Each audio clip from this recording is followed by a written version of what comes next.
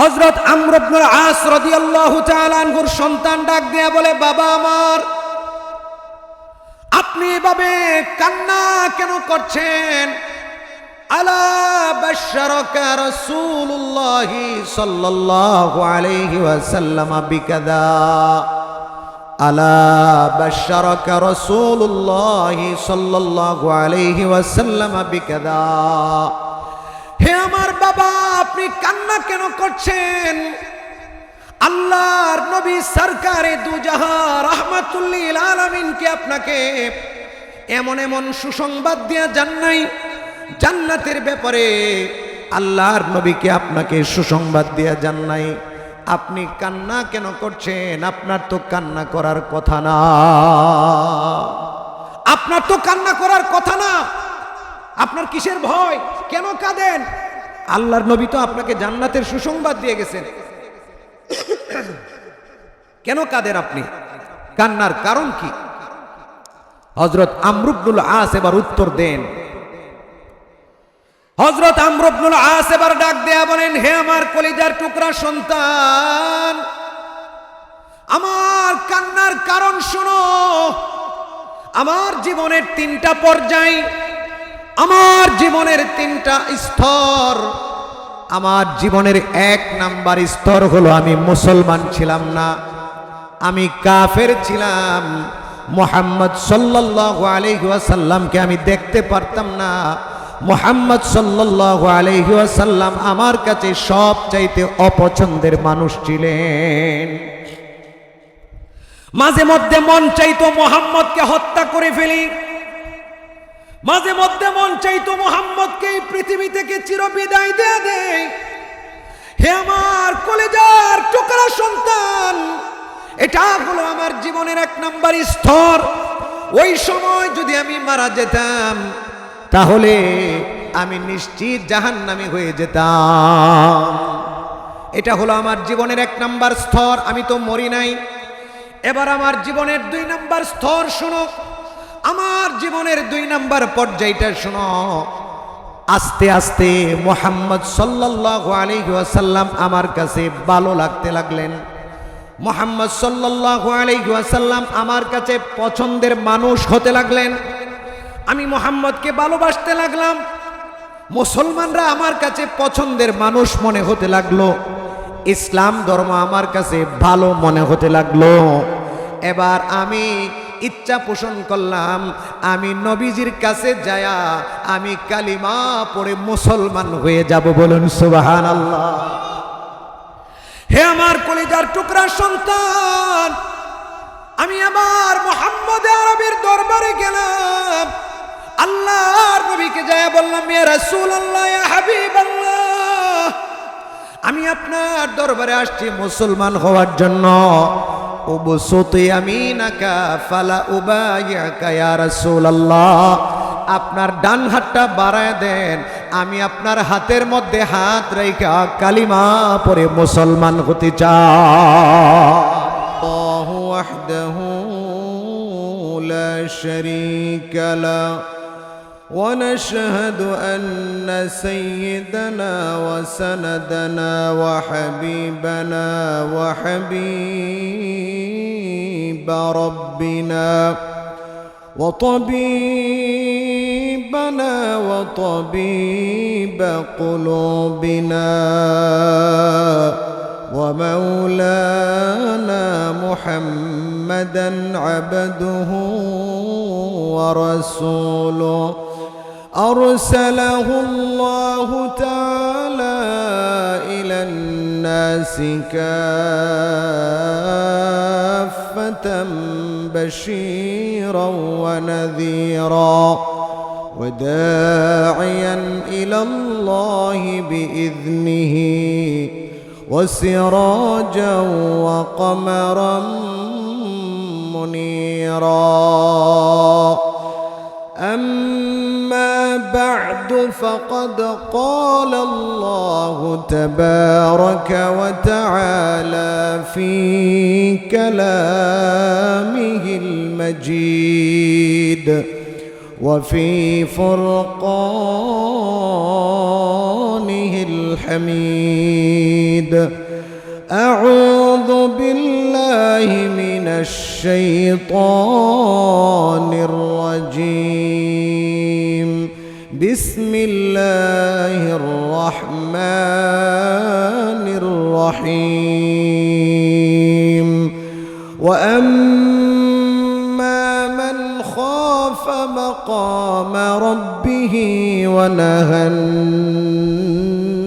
النفس عن الهوى فإن الجنة هي المأوى وقال رسول الله صلى الله عليه وسلم أن الإسلام يهدم ما كان قبله وأن الهجرة تهدم ما كان قبلها وأن الحج يهدم ما كان قبله أو كما قال عليه الصلاة والسلام صدق الله العظيم وصدق رسوله النبي الأمي الكريم ونحن على ذلك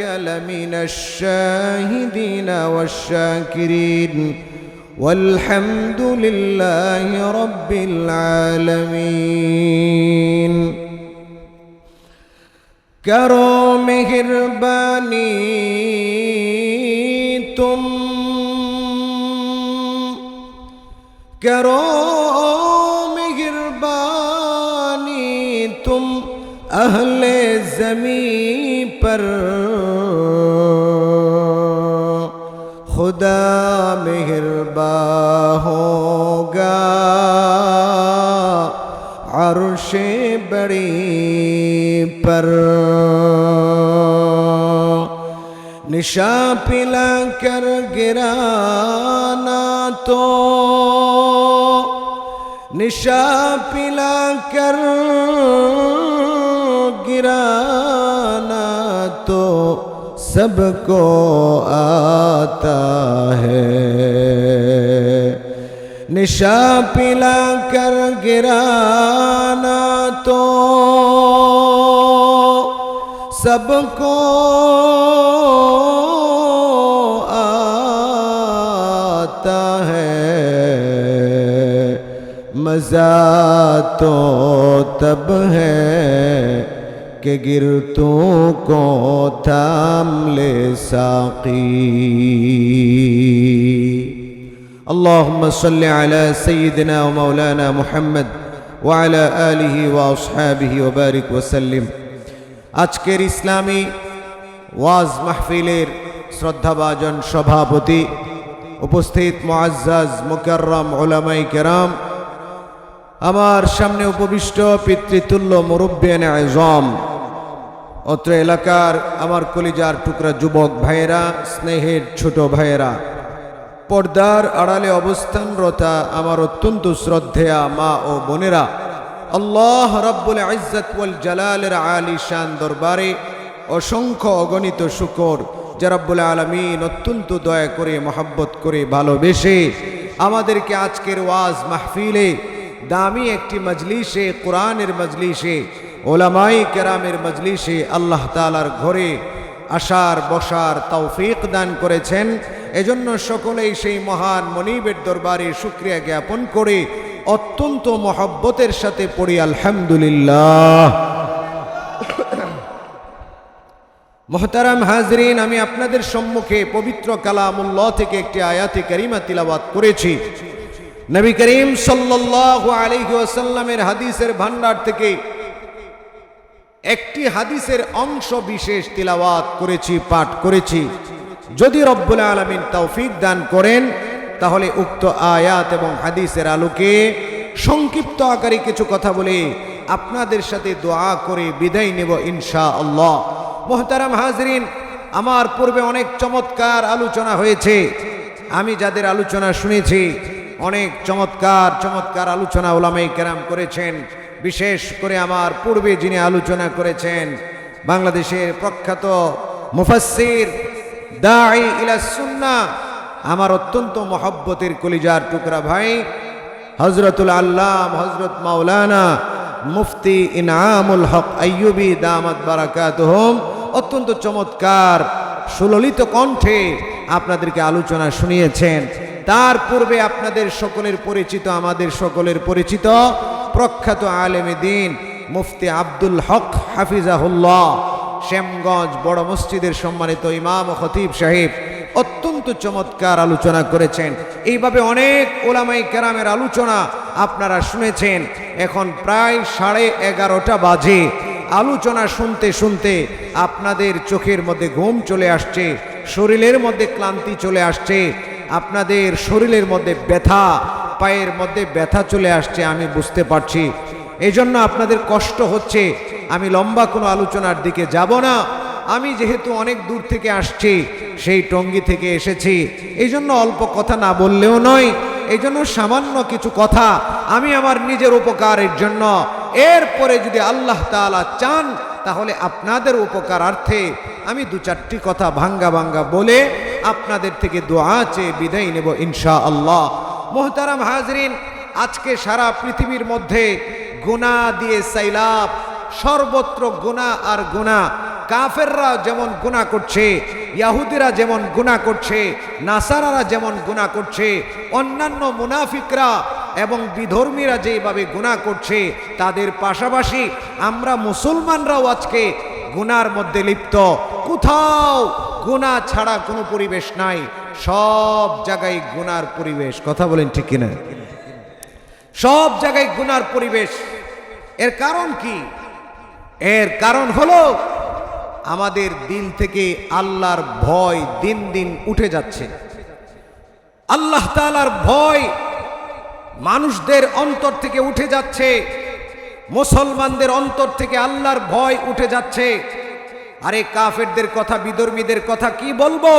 তারা তো আল্লাহ তাআলাকে বিশ্বাসই করে না, তারা তো আল্লাহ তাআলাকে স্বীকৃতিই দেয় না। স্বীকৃতি দিলেও স্বীকৃতি দেওয়ার মতো দেয় না, বিশ্বাস স্থাপন করার মতো করে না। কিন্তু আমরা যারা মুসলমান, আল্লাহ তাআলাকে বিশ্বাস করি, ঈমান এনেছি, মুসলমান দাবি করি, আমাদের অন্তরেও যথাযথ ভয় নাই। আল্লাহ তাআলার ব্যাপারে যত ভয় দিন দিন কমে যাচ্ছে, তত গুনাহ এবং গুনাহের পরিবেশ বৃদ্ধি পাচ্ছে। কথা বলেন ঠিক কিনা? আগে মানুষ আল্লাহকে ভয় পাইতো, এখন মানুষ আল্লাহকে ভয় পায় না। আগে আমরা আল্লাহ তাআলাকে ভয় পাইতাম, আস্তে আস্তে গুনাহ করতে করতে আমাদের অন্তরের মধ্যে মরিচিকা ধরেছে, আমাদের হৃদয় শক্ত হয়ে গিয়েছে, যার কারণে এখন মৃত্যুর ভয় আমাদের অন্তরে নাই, কবরের ভয় আমাদের অন্তরে নাই, হাসরের ভয়, কিয়ামতের ময়দানের ভয়। কয়জন মানুষ করি আমরা? রাত্রে শুয়ে শুয়ে কয়জন মানুষ চিন্তা করি যে আমাকে মরতে হবে?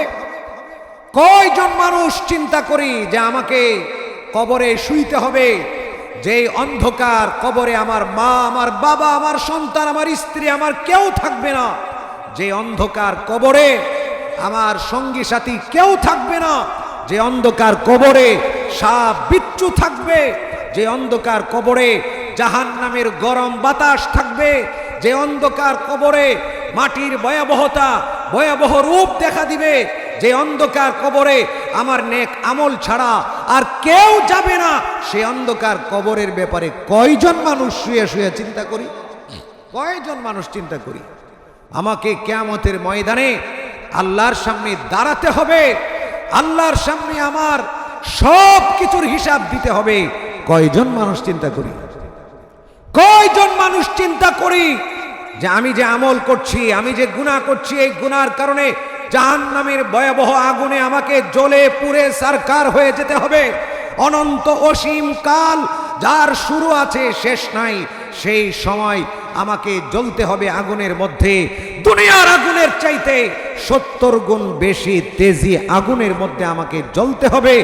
কয়জন মুসলমান আমরা শুয়ে শুয়ে চিন্তা করি, বসে বসে চিন্তা করি? কয়জন মুসলমান? হিসাব করলে কয়জন পাওয়া যাবে? নাই বললেই চলে। ভয় নাই, মৃত্যুর ভয় নাই, কিয়ামতের ভয় নাই, কবরের ভয় নাই, আল্লাহর ভয় নাই। এই জন্য গুনার পরিবেশ দিন দিন বাড়ছে। গুনার মাত্রা দিন দিন বাড়ছে, আমলের মাত্রা দিন দিন কমে যাচ্ছে, ওয়াজ মাহফিল বাড়ছে, কিন্তু আল্লাহর ভয় সিনার মধ্যে নাই। এই জন্য গুনাহ কমছে না, বরং গুনাহ বাড়তেছে। কথা বলেন ঠিক কিনা? এই জন্য আমাদের অন্তরের মধ্যে আল্লাহর ভয় ঢুকাতে হবে। কি ঢুকাতে হবে? সবাই বলেন, ঘুম চলে যাবে। আমাদের অন্তরের মধ্যে কি ঢুকাইতে হবে? আল্লাহর ভয় ঢুকাতে হবে। আল্লাহর ভয় যাদের অন্তরে প্রবেশ করবে, তারা মৃত্যুকে ভয় পাবে, কবরকে ভয় পাবে, জাহান্নামকে ভয় পাবে, জান্নাতের কথা স্মরণ করবে, জান্নাতের লোভী হবে, এবং আস্তে আস্তে গুনাহ ছাড়া তার জন্য সহজ হয়ে যাবে। এবং যার অন্তরে আল্লাহর ভয় থাকবে, আল্লাহ সুবহানাহু ওয়া তাআলা তাকে হাঁটি হাঁটি পা পা করে জান্নাতের রাস্তায় নিয়ে যাবেন। সুবহানাল্লাহ বলেন। হাঁটি হাঁটি পা পা করে তাকে জান্নাতের রাস্তায় নেবেন। তার বিপদগুলো আল্লাহ দূর করে দিবেন, তার অভাব অনটনগুলো আল্লাহ দূর করে দিবেন। যার অন্তরে আল্লাহর ভয় থাকবে, পেরেশানি আল্লাহ দূর করে দিবেন। আখিরাতে আল্লাহ তাআলা জান্নাতের মেহমান বানায় দিবেন। বলুন সুবহানাল্লাহ। জান্নাতের মেহমান বানায় দিবেন। এটা আমার কথা নয়, আল্লাহ তাআলার কথা।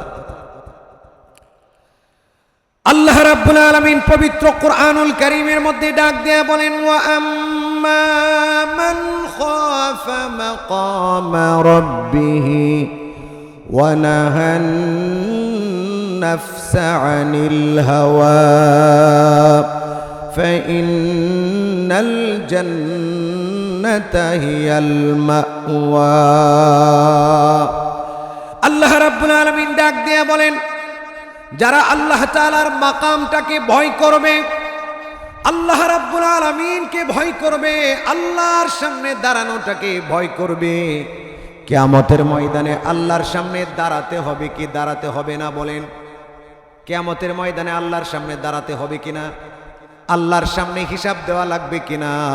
আল্লাহ ডাক দেয়া বলেন, ওই যে আল্লাহর মাকামটাকে যারা ভয় করবে, আল্লাহর সামনে দাঁড়ানোটাকে যারা ভয় করবে, আল্লাহ রাব্বুল আলামিন ডাক দিয়ে বলেন, আমি আল্লাহ ঘোষণা দিলাম তাদের ঠিকানা হয়ে যাবে জান্নাত।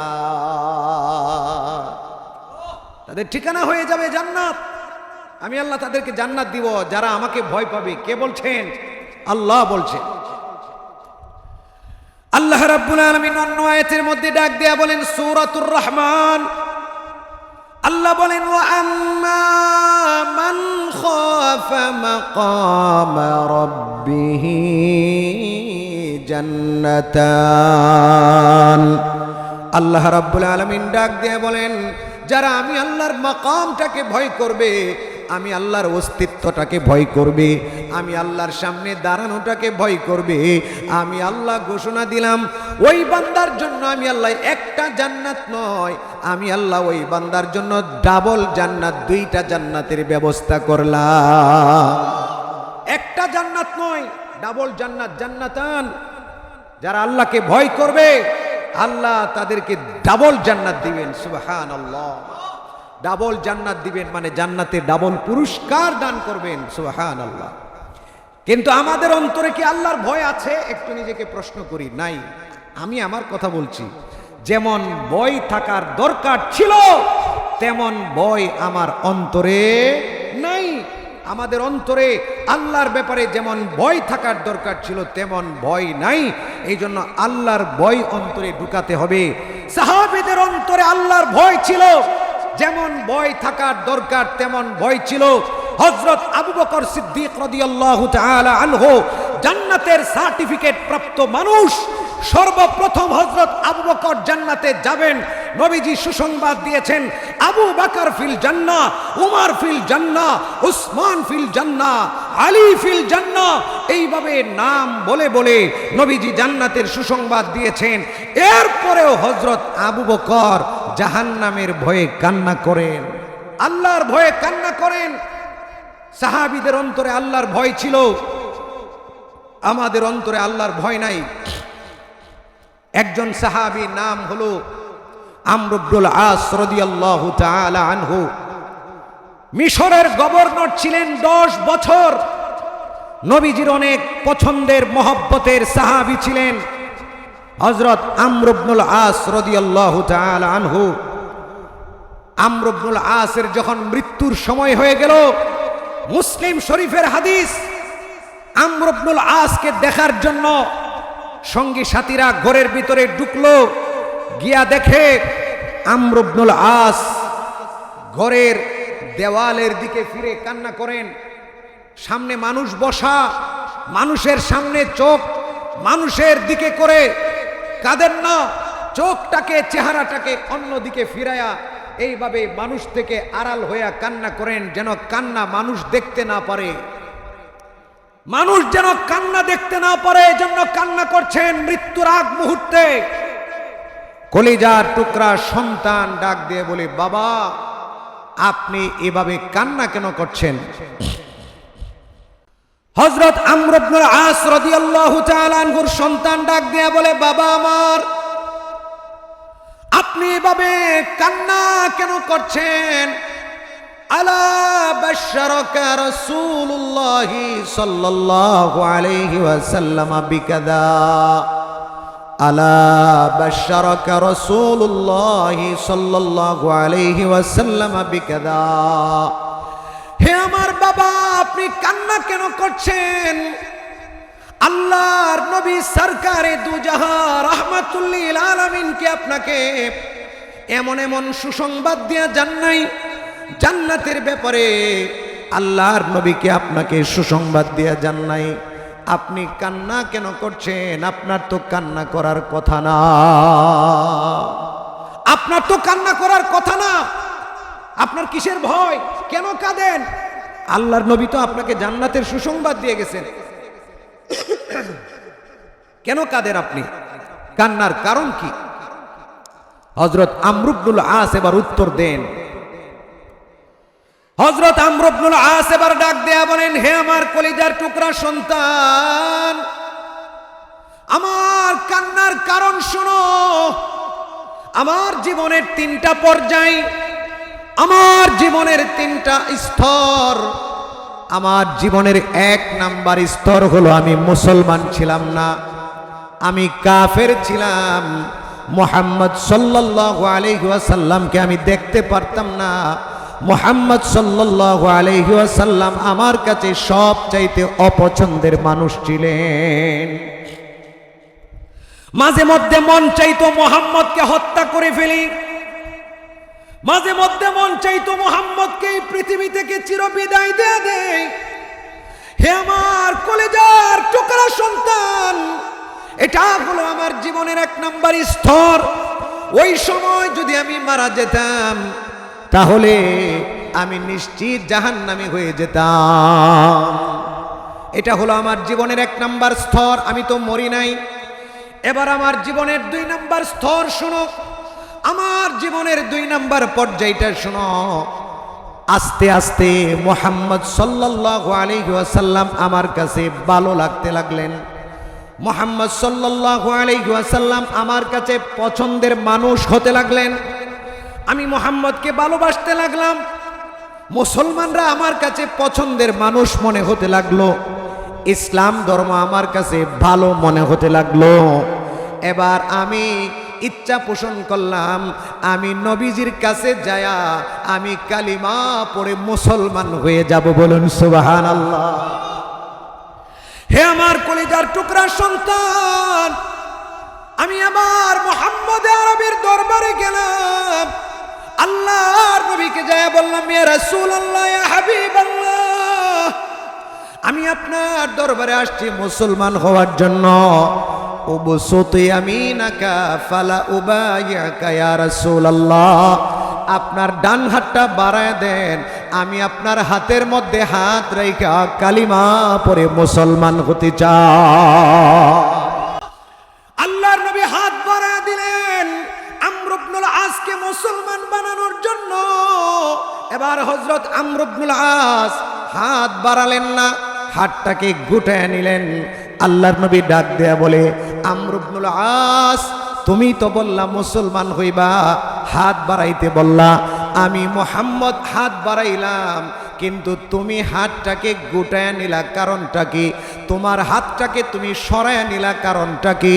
হযরত আমর বলেন, তখন আমি নবীজিকে বলেছিলাম, ইয়া রাসূলুল্লাহ, আমি আস্তারিত, আমি শর্ত রাখতে চাই যে আমাকে যদি মুসলমান বানানো হয় আমার পিছনের সবগুলো গুনাহ মাফ করে দেওয়া হবে কিনা?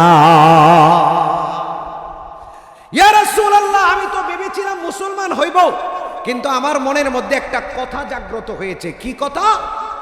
একটা শর্ত করতে চাই, আমি যদি আপনার হাতে হাত রেখে মুসলমান হয়ে যাই, তাহলে আপনি কথা দেন, আপনি কথা দেন আল্লাহ আমার গুনাহগুলো মাফ করে দিবেন। আপনি কথা দেন, তাইলে মুসলমান হব।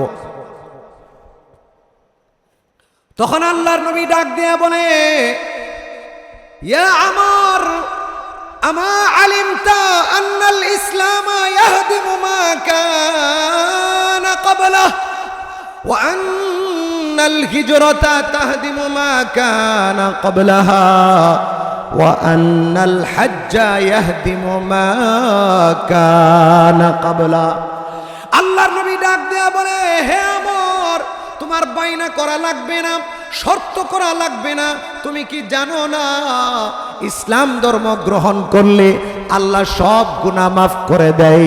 তুমি কি জানো না হিজরত করলে আল্লাহ সব গুনাহ মাফ করে দেন? তুমি কি জানো না হিজরতের কারণে সব গুনাহ মাফ হয়ে যায়? তুমি কি জানো না হজ করার কারণেও আল্লাহ সবগুলো গুনাহ মাফ করে দেয়? বলুন সুবহানাল্লাহ। বাইনা করতে হবে কেন? তুমি কি জানো না ইসলাম ধর্ম গ্রহণ করলে আল্লাহ মাফ করে দিবে?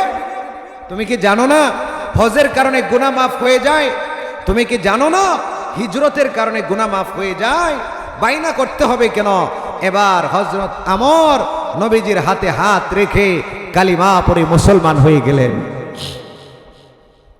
এবার হযরত আমর ডাক দেয়া বলে, কলিজার টুকরা সন্তান, এটা ছিল আমার 2 নাম্বার স্তর, আমার জীবনের 2 নাম্বার পর্যায়। আমি আল্লাহর নবীর হাতে হাত রেখে কালিমা পড়ে মুসলমান হওয়ার পরে যদি মারা যেতাম, তাহলে আমি নিশ্চিত জান্নাতের মেহমান হয়ে যেতাম। কিন্তু আমি তো মারা যাই নাই, আমি তো এখনো জীবিত আছি। আল্লাহর নবীর ইন্তেকালের পরেও আমি জীবিত আছি। আল্লাহর নবীর ইন্তেকালের পরে আমি 10 বছর পর্যন্ত মিশরের গভর্নর ছিলাম, শাসনকর্তা ছিলাম। আমি যদি আল্লাহর নবীর জীবনীতে মারা যেতাম, আল্লাহর নবী জীবিত থাকা অবস্থায় যদি আমি মারা যেতাম, তাহলে আমার কান্না করার দরকার ছিল না, আমি কান্না করতাম না। কিন্তু আমার জীবনের 3 নাম্বার স্তর নিয়ে আমার ভয় হয়। নবীজির ইন্তেকালের পরে আমি 10টি বছর আমি গভর্নর ছিলাম, মিশরের শাসনকর্তা ছিলাম। আমার জীবনের ওই 3 নাম্বার স্তর নিয়ে ভয় হয়। আমি যখন শাসনকর্তা ছিলাম তখন মানুষের হক নষ্ট করেছি কিনা, আমি অন্যের হক নষ্ট করার কারণে আল্লাহ যদি আমাকে কাল কিয়ামতের ময়দানে জিজ্ঞাসা করে, তাহলে আল্লাহর সামনে আমি কি জবাব দিব? ওই যে জীবনের 3 নাম্বার স্তর নিয়ে আমি ভয় পাই। আমি আমার জীবনের 3 নাম্বার পর্যায়, 3 নাম্বার স্তর নিয়ে ভয় পাই, আল্লাহ যদি আমাকে ধরে ফেলে। এই জন্য কাঁদি।